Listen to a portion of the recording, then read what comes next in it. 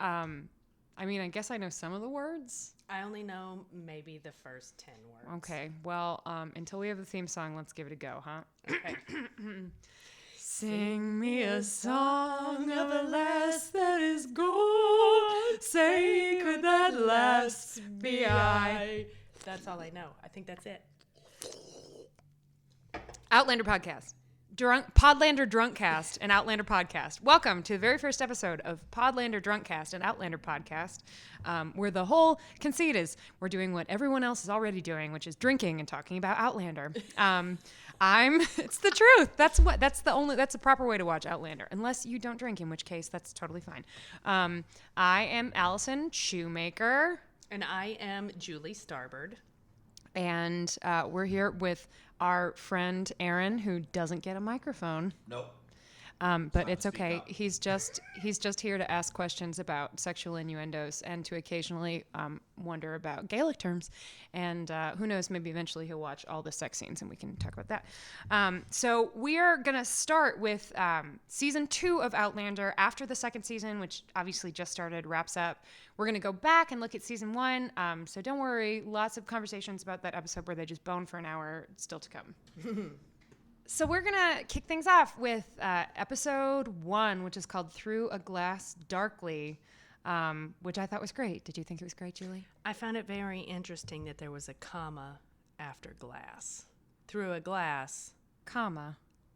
Darkly. That's all I have to say. The possibilities are endless. So the big surprise in Through a Glass Darkly is that we begin in 1948. It was 1948, right? Right. He said 1948. Yes. Nice stranger on the road. The only man who you ever want to randomly stop and talk to on the road ever. He actually said 1948. Right. Got to get those sweet extra syllables in there. The very, very nice man who somehow didn't run away screaming when he got harassed by a woman in a costume from a play, didn't, and then had somebody yell, who won? Not referring to World War II. Yeah. He mentioned that it was 1948, which, if you'll recall, is approximately 3 years after the events of season 1, or the very beginning of season 1, I should say. And so we know, what do we know from that? What do we know about what happens to Claire based on the beginning of season 2? We know that she's been gone for 3 years. That's a very long time to settle into a new life with a hot-ass Scottish husband. Mm-hmm. That it's enough time to throw yourself into a religious rebellion. It is enough time to keep yourself from continually getting raped or killed in a country and time that really didn't give a shit about you. So I guess it's just a long time to know that Claire is the luckiest person alive. Oh, except for all the things that are super duper unlucky. I mean, I guess it's lucky that she happened to get picked up in season 1 by a troupe of roving Scotsmen, most of whom are either good looking or tall, some both, and one of whom happened to be super duper hot, and her soulmate, who needed immediate medical attention. And spoiler, is it a spoiler at this point? It can't be a spoiler. Virgin. Oh yeah, virgin. The luckiest person alive. Is a ginger virgin a jurgin? I think only they can refer to themselves that way. Jurgin? Yeah, we can't actually say that. Okay. Mm-hmm. I work with a guy I've never met whose name I believe is Jurgen, and then I just said Jurgen, and then I got very confused. Anyway, he's a ginger virgin. That's all I know about Claire. Yeah, it's an interesting. Oh, this is a thing for you all to know. Julie has not read any of the books. Not one page. Even though her aunt attempted to talk her into reading them at was probably too young an age. Many years ago. She's like, you should really check these out. I'm sorry, that's pretty inappropriate. Yeah. My aunt tried to get me to read Stephen King's books. It's the same aunt who showed me Cujo when I was 4. Mm-hmm. What is it about ants? I don't know. Aunt Sue, you were the best. I miss you. But that was a bad movie choice for a young child. Mm-hmm. I'm not afraid of dogs. I'd like to go on record as saying I'm not afraid of dogs. So anyway, So Julie has not read any of the books, and I've read them all, including some but not all of the novellas. So I'm that nerd. I also got the Outlandish Companion. So, yep, sure did.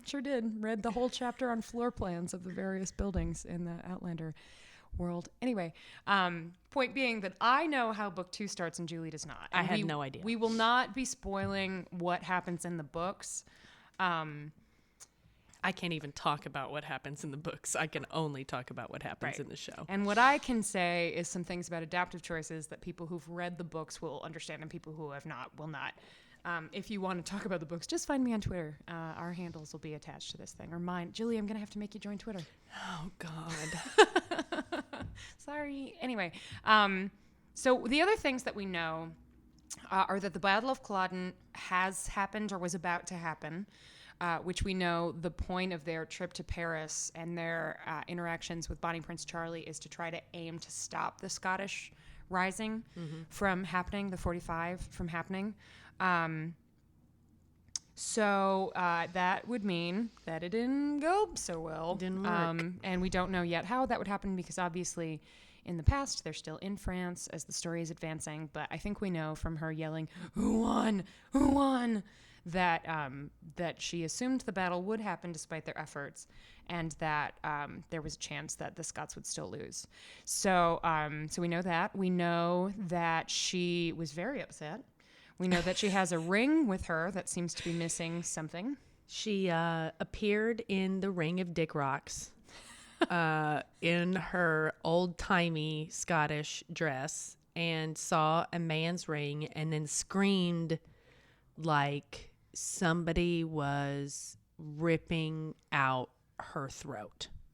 It was really, she was very mad. She was very upset. Very upset. And then we come to the nice guy who tells her it's 1948. So we do know that she probably was in a level of stress before she came to the Dick Rocks. So that's why I think that the battle was just about to happen or was happening. And she had made a promise. There was some implication that she had made a promise. And we know that she's knocked up.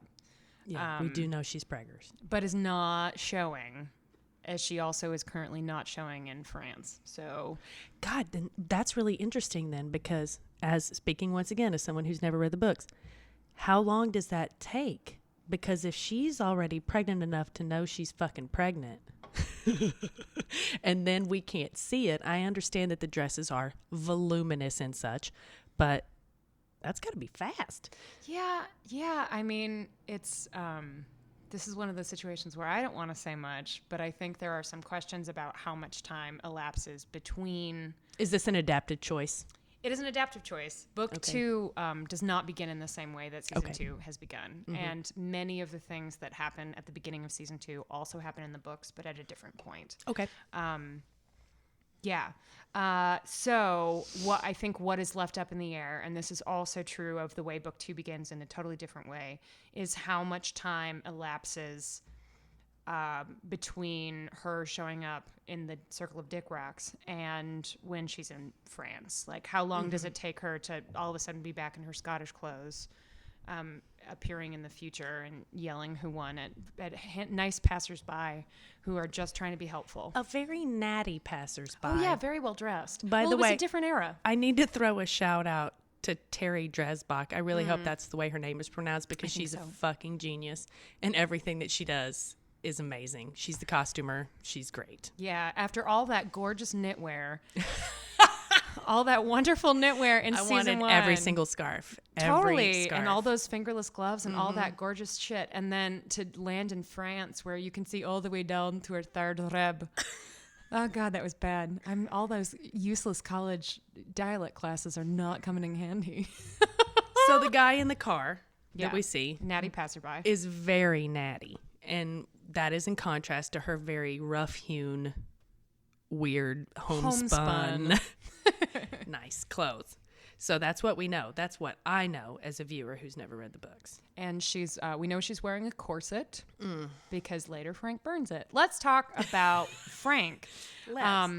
Tobias Menzies. Menzies makes it sound like Menzies. Not sure. Menzies, whatever, however you pronounce Mr. Tobias's last name. God, he really turned it out, didn't he? Fucking killing it.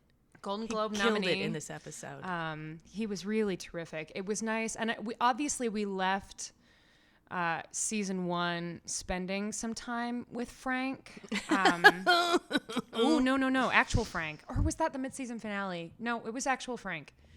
Where we were jumping back in time and there was that woman who was trying to extort money from him. Remember? That's right. He almost choked a girl in an alley. And yeah. And the Reverend was like, maybe you should assume your wife's dead. It's so really hard for me to even think about Frank other than being Blackjack now. Yeah.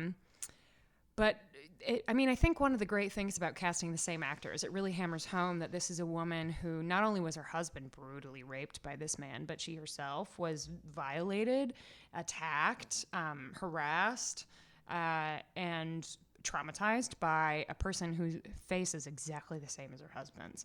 So she sees this man that, while she might not be in love with him anymore, obviously did love him at one point, still thinks he's a good man, was still trying to get back to him even after meeting Blackjack, even after falling in love with Jamie, was still trying to get back to the Dick Rocks so that she could get back to Frank. We're always trying to get back to the Dick Rocks. Who isn't trying to get back to the Dick Rocks? So to see him back in like kindly, distraught, confused mode. But so real and so honest and so quiet about it. He's lived for how many years thinking she just left him? I think it's 3. Right. So he maybe had just gotten to the point of giving up. Like, yes, my wife left me. Mm-hmm. All right, fine. And now here she is, completely naked, like metaphorically naked. You can see that something has happened to her, that it wasn't that she ran away from him. And it's just a really great chance for this actor to redeem himself, because we've seen him do the worst, the metaphorical worst he could do. Mm-hmm. And now to see him just be a real person who really loves this woman and who is really listening to her and really wants to support her. And he just does an amazing job of it, up and to the point where he breaks. Like, it's just really good. He's just honest. And it's because this show, when I was afraid when this show first started, just based on my cursory knowledge of the story, that it was going to be kind of soap opera-y and weird or whatever. And there are elements of that, but it's fun. But what really has kept me watching is how great the actors, the script writers, everybody involved in the show really is committed. And to see the actors continue to be so deep into this story, which is at a certain level completely ridiculous, but to buy in it's refreshing and great. And this guy really nailed it in this episode. Yeah, just terrific. Mm-hmm. And when you think about the acting that he did, also really great in the episodes at the back end of the first season, when Blackjack and Jamie were in the cell and he was brutalizing him. And how gripping that was in a completely different way, horrifying, but not like in a scenery chewing way at all, which is what really made it terrifying. To then see him go through the process of welcoming back this woman who he thought was either dead or had left him, who doesn't love him anymore and is pregnant with another man's child. Actively disgusted by him, actually. Yeah, without knowing why. And I know, so they have that conversation that we don't hear. Does she tell him? I don't know if she says, by the way, I met your ancestor and he's a son of a bitch. He's a sadistic asshole. I mean, if she does, it would help explain why it is that he's so understanding about her hesitance. But yeah, I don't know. I wonder if that is something we'll find out. Because remember, Frank, at the very beginning of the series, in the first episode, spends a lot of time researching his genealogy. And the reason she knows anything about Blackjack at all is because Frank was actively looking into him at the time. So obviously he knows about him and thought he sounded kind of cool and dastardly. And no, actually, he's the worst. Not cool. Yeah. And then, is there anything else when we're in 1948 that we want to touch on? Mrs. Graham. The awesomeness of Mrs. Can Graham. we just hang out, Mrs. Graham? Oh, God, Can I really want to. I wanted to fucking read have my tea palm. in your yard. Yeah, in her beautiful green sweater, which again, great costuming thing. She and Claire looked somehow both like they were in the 40s and also in the past at the same time. I did have this question. and I voiced this to Allison earlier, how does everyone believe Claire about everything? I understand that Mrs. Graham believes her because Mrs. Graham is already in that world, kind of the Wiccan, Druid, whatever world it is. But like Frank, maybe he had to listen to her talk all night, but he kind of believes her. Allison mentioned that maybe in the books that's not so clear. In season 1, Jamie 100% believed her when she's like, I came here from the future. Oh, but only sort of, remember, because he takes her back to the Dick Rocks, and she goes to touch. Aaron is loving the Dick Rocks, guys. Who doesn't love the Dick Rocks? This is a occurring thing. Oh, yeah, Dick Rocks. It's a Well, dick- I mean, it's like a Stonehenge. You know what I'm saying? Okay. Right. Dick Rocks. Dick Rocks. yeah. From one dick-filled era to another. So when he takes her to the Dick Rocks, and she moves toward them, she sort of faints and looks like she's about to get sucked through, and he pulls her back. Oh, I remember that. Right? So he actually saw actual proof, but Yes. Frank didn't see So it. he saw actual proof, but also I think was then convinced based on the way she physically reacted and may not have been beforehand. Like, believed her in as much as believed that she believed she was telling the truth. And then Do you had think actual that that's proof. where Frank stops, though, is that he Maybe. believes she is? I cannot thinks- imagine that the show will not be addressing that moving forward. Of Whether or course. not Frank thinks she's telling the truth. And he does have, like, a physical fucking corset in his hands that, well, no, not anymore. Yeah, no, Because he burned burned that shit. on that grill that looks like those grills you see in a park that you never want to use. Frank got his groove back. Yeah, Frank just burned that shit.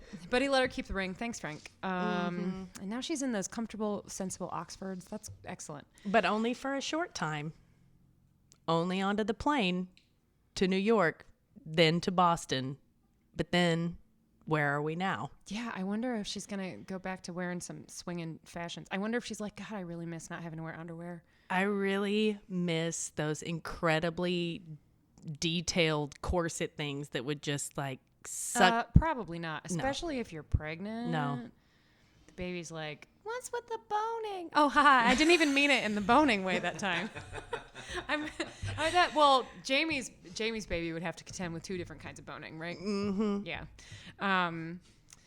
Anyway, so Mrs. Graham, point being, Mrs. Graham is great. I can tell you that is something that does not happen in the books. We don't see much of Mrs. Graham after book 1, which I think is a really wonderful addition. And that actress is so terrific. She's really good. And it's nice for Claire to have somebody to talk to that for sure 100% does not think she's insane. And then there's Or that for 100% won't like hit her in the face, which for a moment you really think Frank is going to do. yeah, that was God. a great moment, though. Yeah. And then there's that terrifying moment when the jets fly overhead. Yeah. That was actually a really interesting touch in the filming of the first episode, is to really focus on the soundscape so much. Oh, yeah. To remind us that she's been living in a world for 3 years that has no cars, no planes, no radio. Just No kind hot of showers. I No. bet she's glad about the hot showers. no ambient sound of any kind, and then all of a sudden she comes back and everything is extra loud. Like, if you've ever seen the movie The Exorcist, there's this really creepy thing where they like the sound design is always there, but it's kind of quiet, but it's unsettling. And that kind of felt, it was interesting in a character development way, I think, for her to showcase that and remind us as the audience that she was not only dealing with being thrown back to the future, TM, but also like dealing with the onslaught of what it means to live in a world where there's no silence. Right. Directed by Metin Hussein. I have no idea if I'm saying that correctly, but really well directed, I think. Just really great. My husband watched this episode with me. He doesn't necessarily watch all the time. He didn't see the last half of season 1, so he missed a whole bunch of the Blackjack character arc of season 1. But he was really intrigued. I told Allison, we talked about this earlier. He was really intrigued. He made me pause it when Frank had his freak out. And he said, does this make storytelling easier? Does it make it easier for us to side with Jamie over Frank because we see that Frank has blackjack deep within him? And I said, I don't know, man. He's been through a lot. This is really intense. He got really excited. This is hard for him. And then in the next scene when he's with Father Wakefield. Father Wakefield. Reverend Wakefield. Sorry.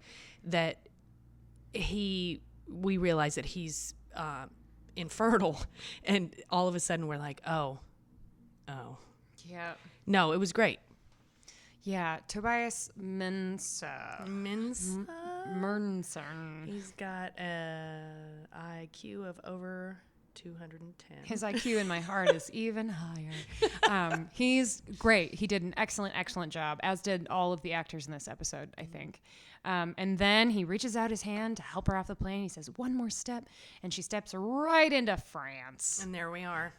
Just in France. Just fucking A. Do you just like go from not having a corset on to having a corset on? Like, do you just feel that? Is it just like you step through air and all of a sudden you're like... I bet that's what it felt like for Catriona. Balfrey.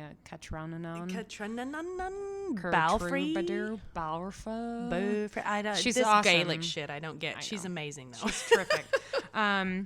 Anyway, I bet she was always like, "Oh, great! Can we shoot some 1940 scenes for a while? Because I'd really like to wear some comfy clothes." Breathe. But then we get another crash course in Claire maybe not being a particularly good time traveler.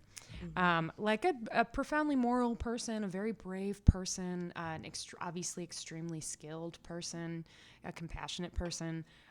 But a lot like I actually also just covered for the AV Club 11/22/63, the Stephen King adaptation that was on Hulu.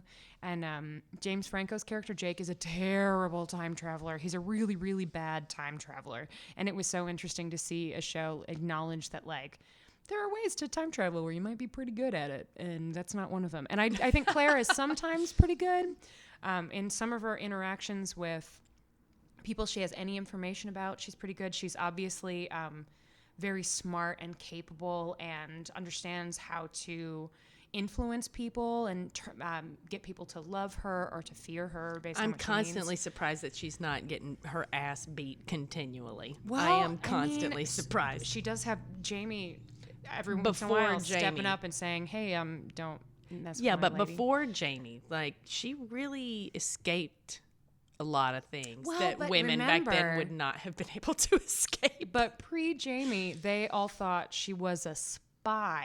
So they wanted to figure out what she was doing and what she was there for. And she, did get the crap kicked out of her by old Blackjack. She did. Remember when he just punched her right in the stomach? Yeah. It was the most shocking punch in the stomach I think I've ever seen. Yeah.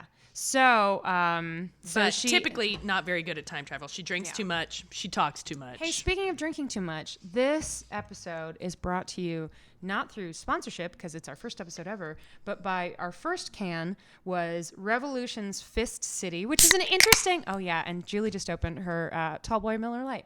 Yeah. But Fist City is an interesting title when we were just talking about somebody getting punched in the stomach.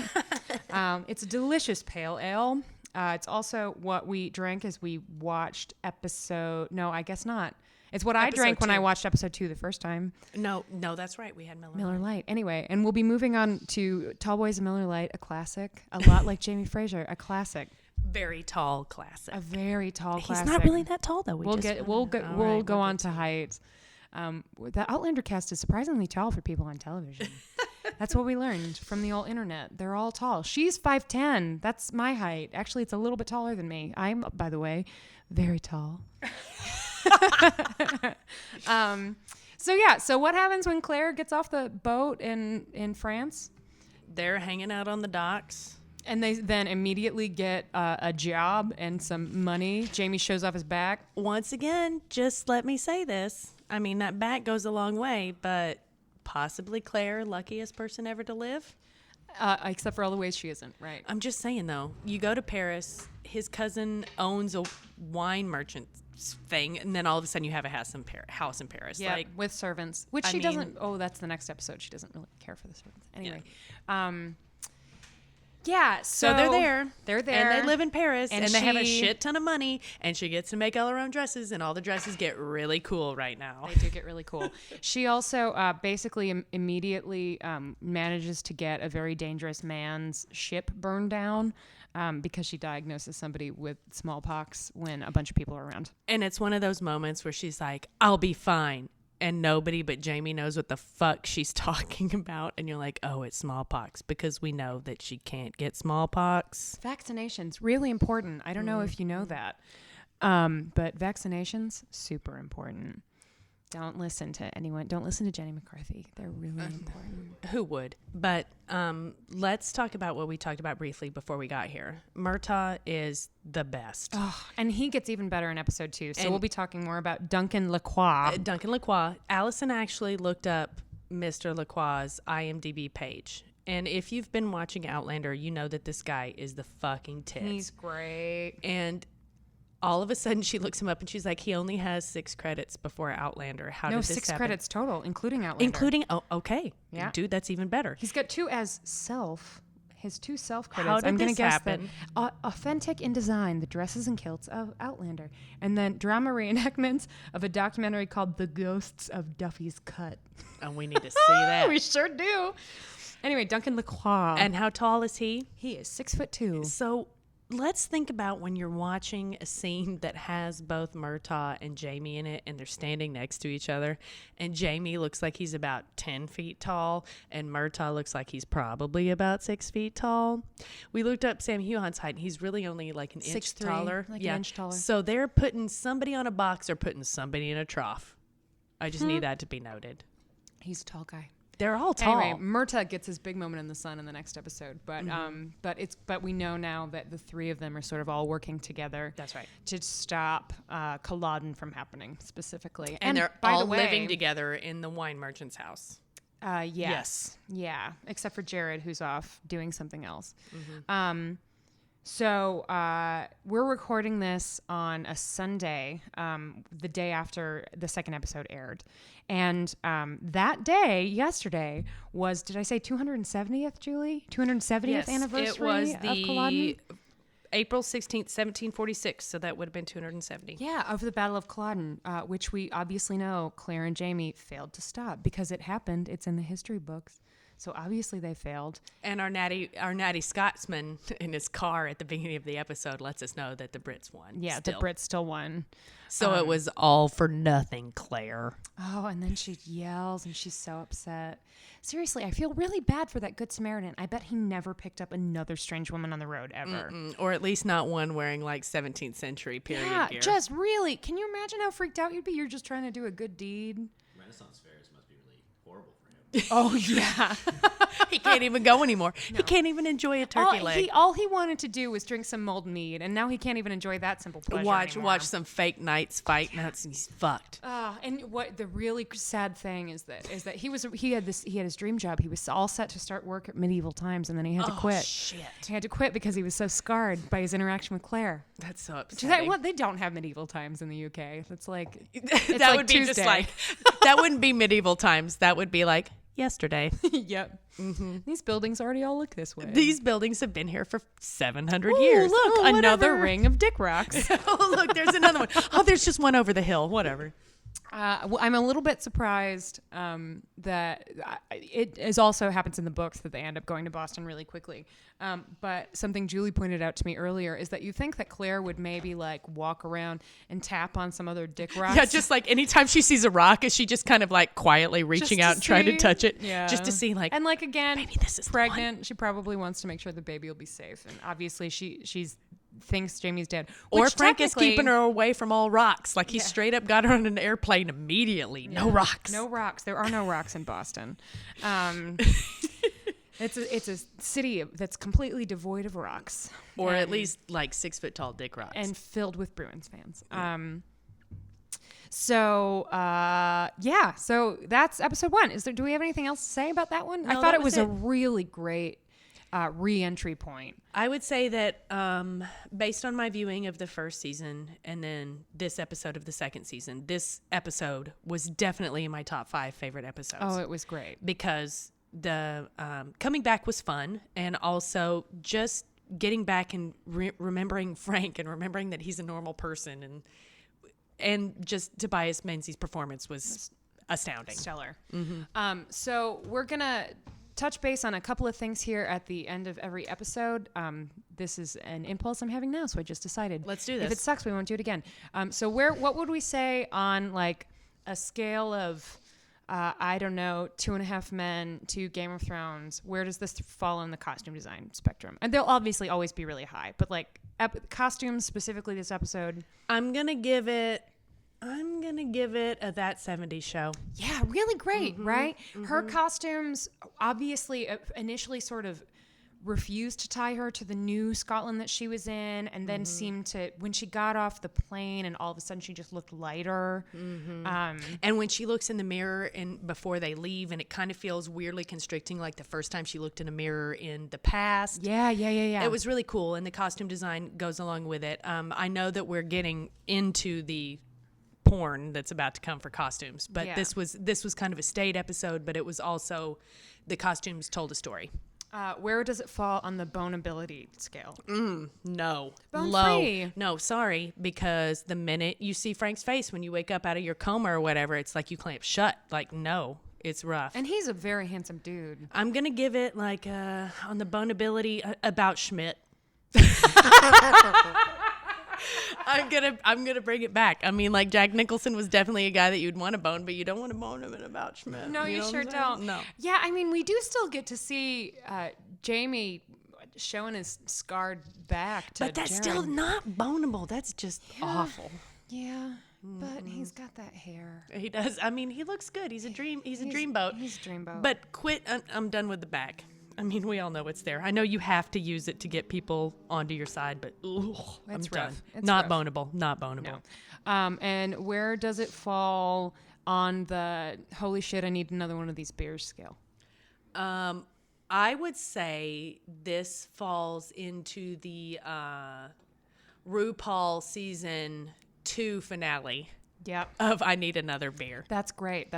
I would say that it falls into all of the Americans ever. All the episodes of the Americans ever. Now, is that you need another beer, or that you can't take time to open another beer? Oh no, for the Americans, it's a situation where you have to have multiple beers with you because you're just not going to be able to pause, but you absolutely need another drink right now. I feel you. Yeah. So that's it for episode 1. Please subscribe in iTunes, and if you liked the show, leave a little review. I know all podcasts ask you to do that, but really we don't have any because it's our very first episode. So please do that. Find us on Twitter. I'm at Allison Shue. Julie has not started hers yet, so I don't you'll exist. have to. It'll no, happen. I don't exist. I'm never gonna exist. No, you you guys have can just to. hope for me. You're an internet personality. Nope. Just a voice in the space. Just a voice in space. You can also, our wonderful producer, Aaron, who I want you to just imagine, you know how you watch the Ghostbusters trailer, the Lady Ghostbusters, and it's like, great lady joke, great lady joke, great lady joke. They're shooting stuff and they're slapping each other and it's all great and it's all wonderful. And then Chris Hemsworth kicks down the door. That's Aaron. That is Aaron. Aaron is our Janine. Yeah. And it's the best. Yeah. Yeah. I'll take that. That's great. Yeah, he's our Thornine. Thornine is the Chris Hemsworth Janine Thornine? I agree. Yeah, does that I work? think that's good. I think it works. Yeah, great. So yeah, subscribe, follow us, check out Cantalago Productions on Facebook, and look for episode 2 later this week, and then we'll be back to doing this on a weekly schedule, so you can look for it not all that long after the episodes air.